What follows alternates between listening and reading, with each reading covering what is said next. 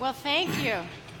First of all, congratulations to Jeremy and to all of you for getting to the end of dinner and the conference. Everybody loves to come and talk on the stage after dinner, right, Senator Mitchell? That's right. That's a specialty of our politicians. So I think we're all in good hands with Senator Mitchell tonight. I figure we might as well jump right out of the ballpark while you're eating your dessert and start with the T word. It hasn't gotten that much attention this evening, but yes, I'm talking about Donald Trump. Just the other day, of course, when he announced his strikes in Syria, he had a comment that I wanted to read to you about the prospects for peace in the Middle East. It was not a super optimistic comment. He said, no amount of American blood or treasure can produce lasting peace and security in the Middle East. It's a troubled place. It's a very troubled place. So is America out of the peacemaking business, or is this just a temporary detour, sir? I don't think we can or will be or should be out of the peacemaking business. But before I go further, I want to join in congratulating Jeremy, all associated with J Street, on your 10th anniversary.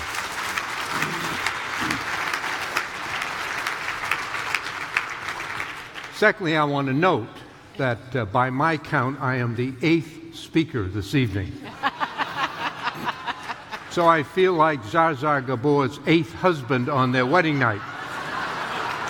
I know what to do, but I'll be damned if I know how to make it interesting. But on the theory that although everything's been said, not everyone has said it, and so I'll be glad to give you my thoughts on the question you've asked. We're done. The United States is the dominant world power, will be as far into the future as humans can see. Indeed, I think contrary to much current commentary, notwithstanding the nationalistic views of the current administration, I believe that the next several decades will see an expansion of American influence, an increased spread of culture, other forms of internationalism by our country, because it is in our national interest. The international regime established in the aftermath of the Second World War, led by the United States, created a period of relative prosperity, relative democracy, far greater than had existed in the world prior to that time. A long way to go to universal success in any area. And although the world is a very dangerous place, the fact is that by the most important metric, human lives, the world is now much safer than it was in past centuries. In the 20th century, in a world in which the total population was a third to a half of what it is now, 100 million people died in conflict. There are too many deaths now, but they're in the dozens, the hundreds, and the thousands. We have to do our best to advance democracy and our interests. The President takes the view that treaties and alliances and agreements with other countries harm the United States because we don't, quote, we don't get anything out of them. The fact is, treaties, alliances have been extraordinarily beneficial to the United States because we do get enormous benefit from them. We derive tremendous help from helping others. And let me get to the Middle East.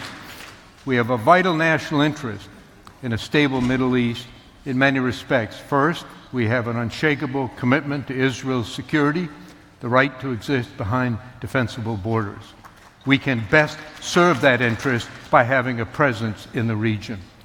Secondly, although we all know that the world must, in the coming decades, transform to a carbon-free economy, under the most optimistic of scenarios, that will take decades, maybe longer, and in that time, a continued steady flow of petroleum and natural gas from the Middle East remains vital to a fully functioning world economy.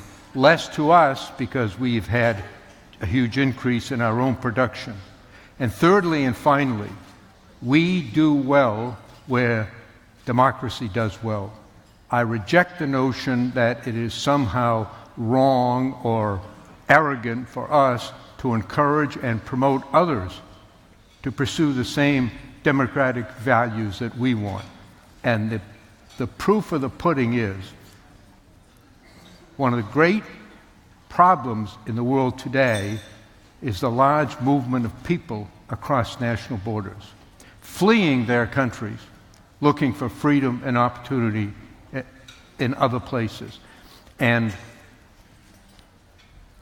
I'm constantly reminded by questions from sometimes hostile audiences who say we're in decline and China's rising, that when is the last time you heard of anyone trying to risk their lives trying to break into China? Well, it happened. 4 years ago, 2 guys escaped from a North Korean concentration camp, and they swam the river into China. Yet one of our greatest problems, one of the greatest problems in Europe, is the flood of people coming, and they don't risk their lives to come here because we have the best cruise missiles. They come here because what they see is freedom and opportunity. The same thing that led the grandparents and great-grandparents and everybody else here in the room. And that's our great strength. I can see, and I'm glad to know that you're still an optimist, Senator. I am. I think to be a politician is an optimistic thing. To be a peacemaker is an even more optimistic profession. So glad to see that you're in the right profession. But let's talk a little bit about where this two-state solution lives today. It's an object of catechism in this group. Yes. It is something that you very much believe in. I do. But we've been talking really for the last decade about whether the two-state solution is dead or merely on life support. So I'd like to know, first of all, where your view of it is right now. Is it in temporary suspension and life support because of the Trump administration, or do those poll numbers that Senator Durbin was telling us about suggest that this is a long-term trend away from this as being politically possible anymore? It is a long-term trend, and it's a disturbing trend. About a year and a half ago, I published a book precisely to make the argument that the only realistic solution is the two-state solution. And Israel secure behind defensible borders, with people free of the fear and anxiety that so much dominates their lives, and a Palestinian state, independent, sovereign, non-militarized, that does not pose a military threat to Israel. Now, it is a fair subject for criticism because it's been around for a long time and it hasn't been achieved. But what I and my co-author did in the book was to carefully analyze the alternatives. And when you analyze them, neither of them, and it's basically a one-state solution or a sort of status quo extended, and neither of them can produce a desired result. Both of them will inevitably, if adopted, end in a huge and violent outbreak, and the only possible answer is a two-state solution as the type I've described. And so I wrote the book to try to stem the tide that Dick Durbin mentioned and to try to reverse public opinion. It is noteworthy in his comments that a plurality still supports a two-state solution in Israel, somewhat less so among the Palestinians, but I think once you get into a serious negotiation with a prospect for success. In Northern Ireland, where over a span of 5 years I chaired 3 separate sets of negotiations, very difficult. We had 700 days of failure and 1 day of success. And you just celebrated the 20th anniversary of that just last week. Yeah. Just last week.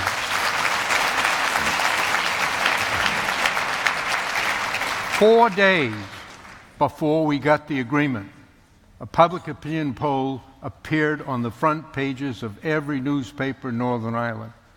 And it showed that 83% of the people believed no agreement was possible. 7% believed it was possible, 10% had no opinion. They had been let down so often, they were super cautious and somewhat negative in their attitudes. And I believe that's the case with respect to a two-state solution. If you had a serious negotiation with the United States deeply involved, and there were some prospect for success, I believe those numbers would reverse themselves. Well, that's a really interesting point. The events in recent months would suggest, though, that you're moving in the opposite direction. Do you think that the unilateral recognition of Jerusalem as the capital by the Trump administration has made it less possible to have the kind of real negotiation you're talking about? For decades, the policy of the United States has been in favor of a two-state solution to be achieved by direct negotiation between the parties themselves with American support. And in pursuit of that policy, we have adopted certain principles. The first is that issues will not be decided outside of the negotiations, the so-called final status issues, and that neither party nor the United States will predetermine those issues until the negotiation begins. President Trump has said he wants a negotiation, and he keeps saying he's going to get the best deal ever out of that negotiation. Now, with respect to moving the capital, Jerusalem was, is, will be forever the capital of Israel. There is no doubt about that. Nobody questions that. The only question is, will there be in East Jerusalem a Palestinian capital of a Palestinian state? So, the president's defenders are rhetorically correct in saying all he's done is recognize an existing fact. But in fact, what he's done with what I believe to be an unwise and premature decision has made getting negotiations started and getting an agreement in negotiation far more difficult than it was in the absence of that. And the significance of it is the two groups that have been the most outspoken in favor of the decision are the very right wing in Israel, including many in the government who are publicly opposed to there ever being a Palestinian state on the West Bank, and Hamas, because both of them don't want this to end with a two-state solution.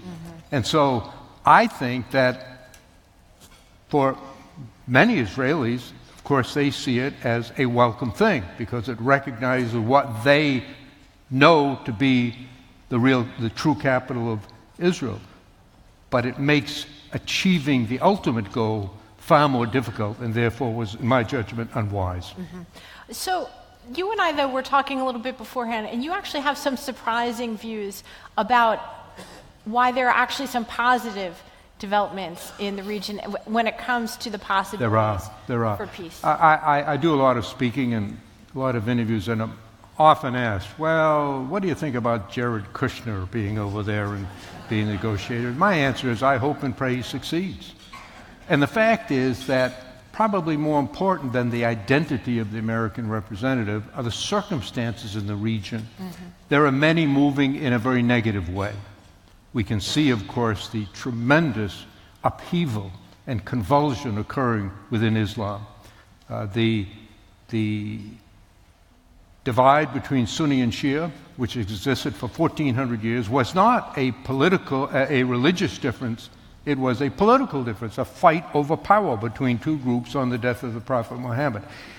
Over 1,400 years, it's had periods of remission and then intense conflict. It's now very intense, spreading. But there are other countervailing factors.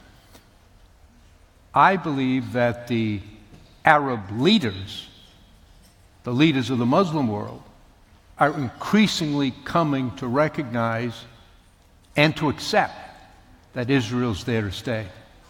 The statement by the Crown Prince, soon to be King of Saudi Arabia, recently was significant, something that their leaders would say in private, but never before in public. Well, do you think Donald Trump should get credit for that? He thinks he should get credit for that. Well, you tell me anything that he doesn't think he should get credit for.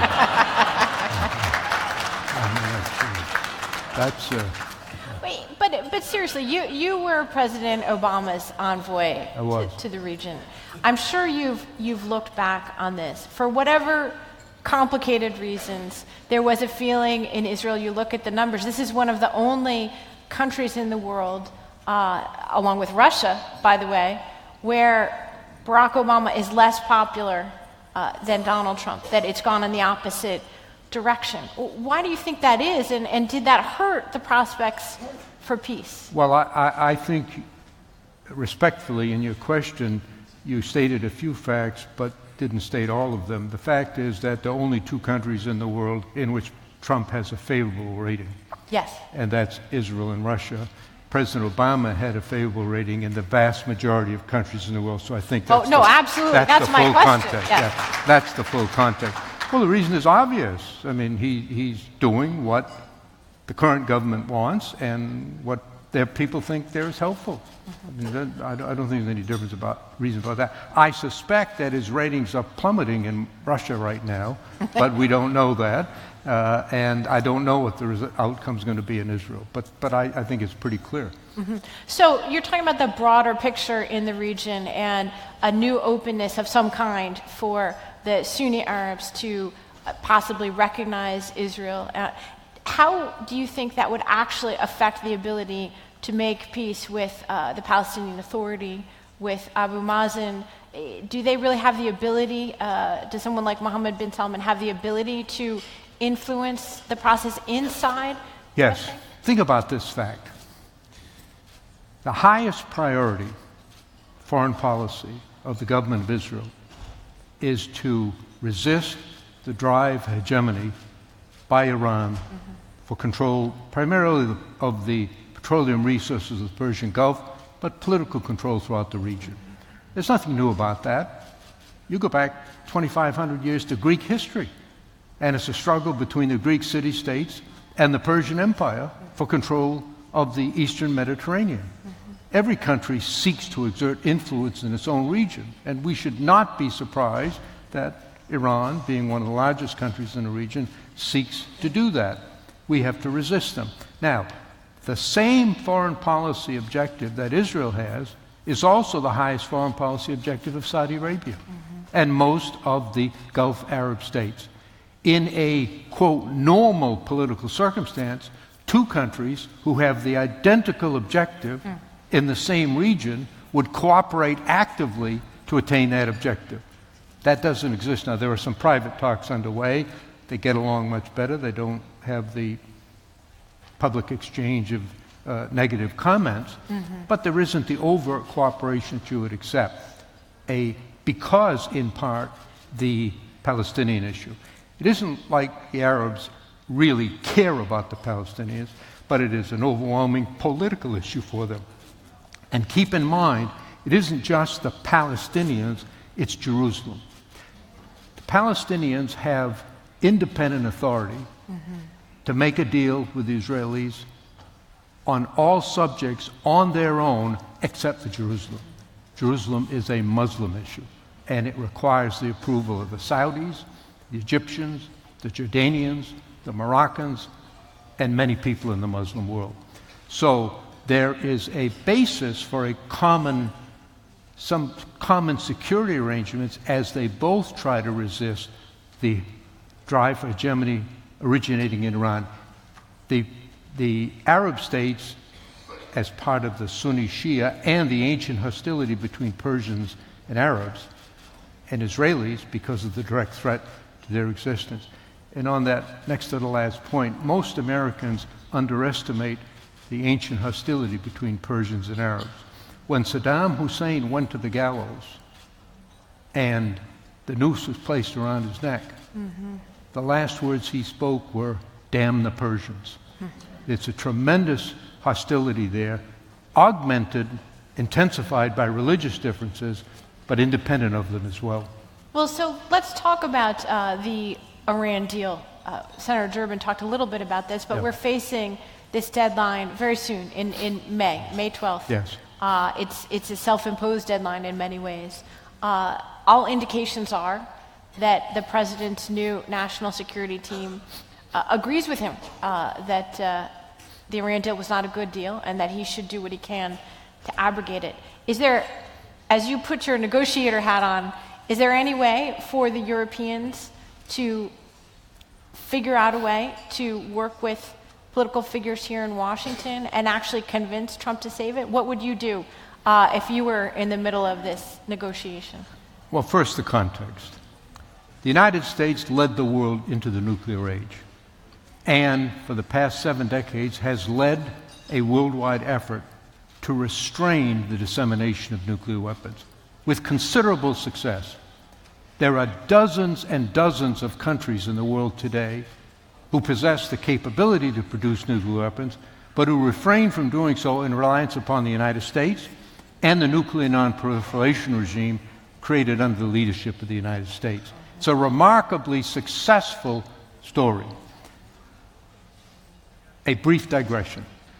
Of the many disturbing statements that were made by President Trump during the campaign, the one that disturbed me the most, frankly, and that to the best of my knowledge has never been modified or reversed, is when he said it might be a good thing if Saudi Arabia, Japan, and South Korea got nuclear weapons.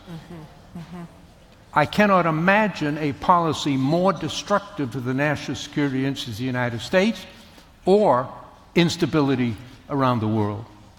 Now, he hasn't repeated it as president. He what? He hasn't repeated it. But he hasn't reversed it That's either. Right. He hasn't yes. disavowed Well, thank God for small things.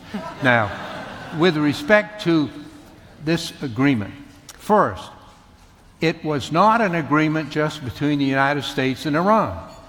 It was the United States, Russia, China, Germany, Britain, and France versus Iran.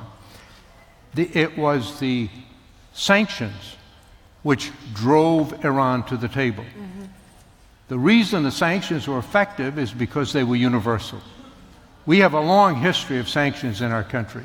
One time when I was majority leader, someone toted it up for me, and we had half the world under sanctions. Most of the time they don't work because they're unilateral. Although U.S. sanctions unilateral still have some effect, they do not have the coercive effect of universal sanctions. So, as other speakers have noted, those who opposed the nuclear treaty said, oh, well, just reimpose the sanctions and they'll come crawling back. Well, as Senator Durbin pointed out, we couldn't reimpose the sanctions because the other 5 countries publicly stated they would not reimpose the sanctions if the agreement were rejected. So we would then go from universal sanctions, which were effective, to unilateral sanctions, which would not be effective. So the idea that you could have got a better deal is, frankly, doesn't hold any water. Now, is it perfect? Of course not. It's a compromise. Does it last for all time? No, one of its weaknesses.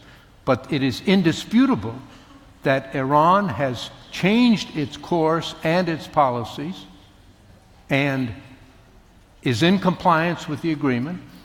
And as it seeks to extend its domination of the region, it is far less effective without a nuclear weapon than it would be had they achieved a nuclear weapon. There's only 2 ways to keep a country from getting a nuclear weapon: by negotiation and agreement or by war. And if, in fact, that agreement is abrogated, we're going to be confronted with that decision.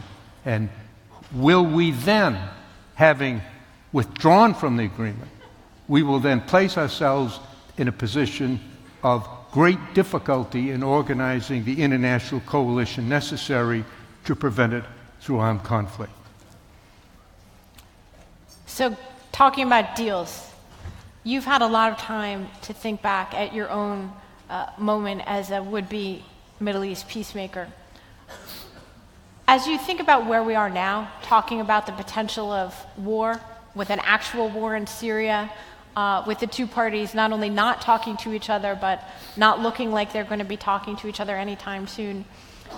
Do you think there was any chance to have done things differently in the Obama administration? Was there a moment that you look back on and you say, you know, if we'd only spent another hour in that meeting, if we, you know, what were the hinge points that you think about late at night when you're thinking back to your turn Well, of in course, the hot seat? I think if I'd had a little more authority, we might have gone further. But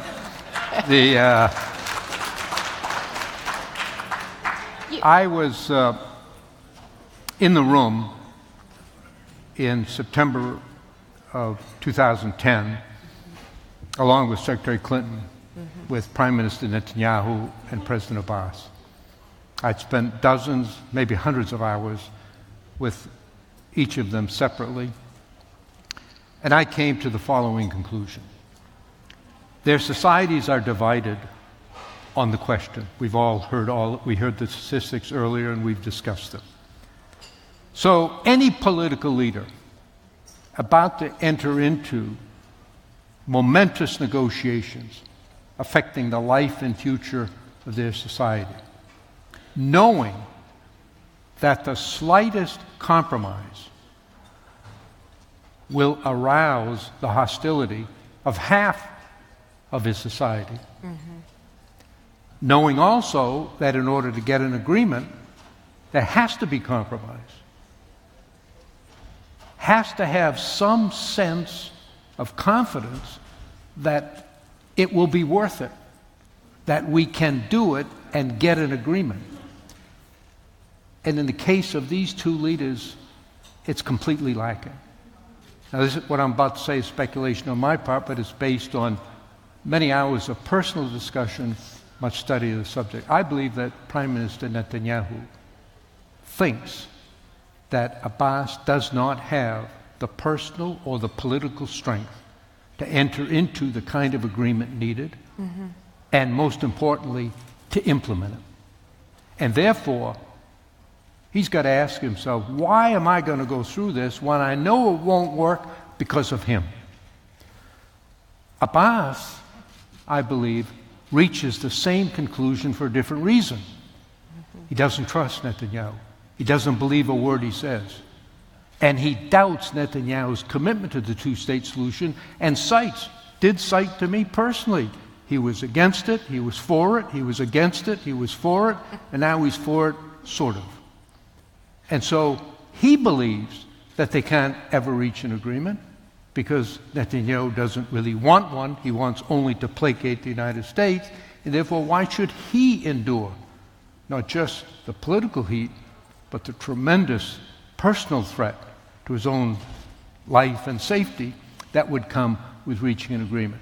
And therefore, they both seek to create the impression that they want negotiations when, in fact, they're staying away from them. Now, it will take maybe new leaders, maybe a change in heart, maybe a change in circumstance, but I believe it will happen. Because I believe that societies, like individuals, ultimately act on self-interest. And it takes a while sometimes to figure out your self-interest. The voters in Kentucky and Ohio and Pennsylvania and Michigan and Wisconsin are now finding out how their self-interest is being served. And so I think that the people of Israel and the people of the Palestinian people, and at some point some leaders are going to figure out this is in the best interest. Now let me describe to you one of many conversations I had with Prime Minister Netanyahu. I tried to make the case for the two-state solution. He made the sensible argument. Look, the states are collapsing around us. And this was in the early stages of the so-called Arab Spring, much worse now. He said, if we create a state, it could collapse. And we'll have Hamas right on our doorstep. And that's a serious thing. You can stand on the West Bank with a shoulder-fire rocket and hit Ben Gurion Airport in Tel Aviv. My answer was, it is far more likely that the Palestinian Authority will collapse in the absence of an agreement than as a consequence of an agreement. And you can see that happening today as the standing of Abbas and the Palestinian Authority is declining among his people. And the single most important reason is they think he's an enforcer of the Israeli occupation because of the intense security cooperation that still goes on to this day. When you recall when Corporal Shalit was kidnapped, that Hamas made a raid on Israeli territory, killed 2 Israeli soldiers and captured 1. And it became a huge symbol of national concern within Israel. And so for years, the Israeli government negotiated with Hamas through Egyptian and German mediators, and they finally negotiated an agreement. 1,000 Palestinian prisoners for Corporal Shalit. I begged the Prime Minister, give some prisoners to Abbas. Give some prisoners to them. There's about 12,000 Palestinians at all times in Israeli prisons that rotate in and out, so they have a stock there. And I said to him, give Abbas some prisoners, because if you don't, the message to not just the Palestinians, but to the whole Arab and Muslim world, the only thing that works is violence. Hamas comes in, commits an act of violence, kidnaps a soldier, and you give 1,000 people from Abbas, for whatever his faults and weaknesses, and they are many, has for 25 years stood up and said, we are opposed to violence, we accept Israel's right to exist, we honor prior agreements, and he has pursued a very aggressive internal policy of suppression of Hamas. When I was over there, one of the constant complaints I got were from these NGOs and international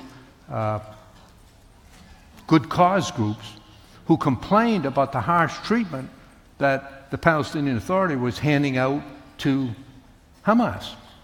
Arrests, detention without charge. Of course, they cycled them in and out too. You know, they let them in, arrested them in the front door, they let them out the back door. And so that can't go on forever. Well, Senator, your point, I think, is really well taken, that it's not so much the terms of the deal that were the issue when you faced it. It was the politics and the politicians who would make it. And if you didn't have the politicians who had the strength to make the deal, they weren't going to make the deal. Isn't that true of every negotiation? Well, that's exactly right. So what I was going to say is we're getting the red light. We know you've been a very wonderful and patient audience. Senator, my guess is the group would like to recruit you as an American mediator and call you back into our divided society. Thank you very much. Thank you. Thank you so much. Thank you, Susan. Thank you.